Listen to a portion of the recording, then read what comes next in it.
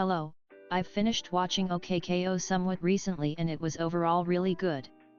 However, through my adventures with KO, I discovered something terrifying. I think it might be canon. The Cartoon Network multiverse is a computer simulation of some kind. My evidence? Well, my good people, it's shown clearly through OKKO. 4 episodes in particular.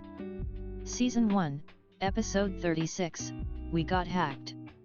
Season 2, Episode 7, Your World is an Illusion. Season 2, Episode 12, Dendy's Power. Season 2, Episode 18, Crossover Nexus.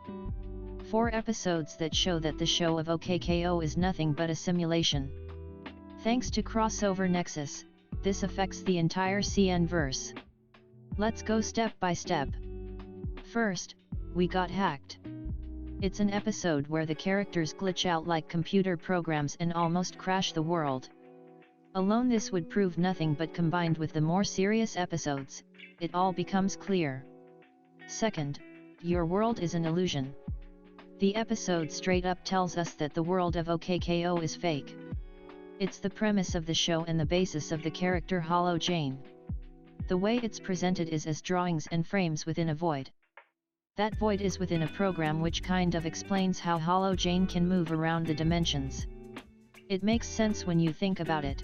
When shows are made these days, it's drawn with programs on a computer then viewed on electrical devices like a TV or PC. Another way to look at it is by referencing the Stickman animations by Alan Becker from YouTube. They're drawn 2D programs within the digital space of the computer. OKKO would act the same as those stick figures. Third, Dendy's Power. Dendy messes with the program that is KO. It's a small part, but it adds to the pile of evidence. The fact that Dendy can edit KO's programming supports the previous episodes and this theory. Fourth, Crossover Nexus. This is possibly the most damning, and it all comes from the villain. When he summons and attacks the characters, just pay attention to the visuals. It looks like data bits, doesn't it?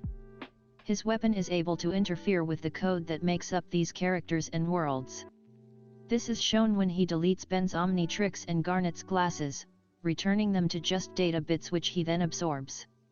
The whole stolen power thing. The only way they got their items/powers back was to have the pen weapon return the code. The pen can even restore the world when it was damaged. I'm not done. The Omnitrix is supposed to only take alien DNA, so how was Ben able to transform into other CN characters?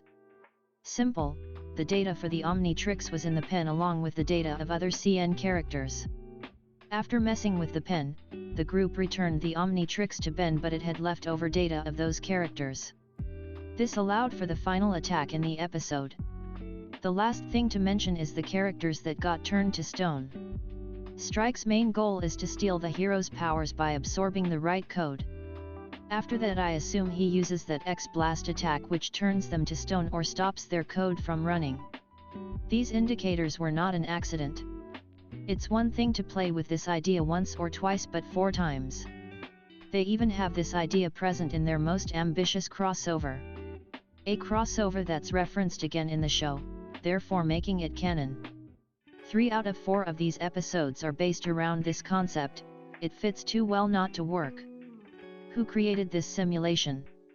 Probably someone from DC, since the Cartoon Network multiverse exists in the DC comic book Omniverse.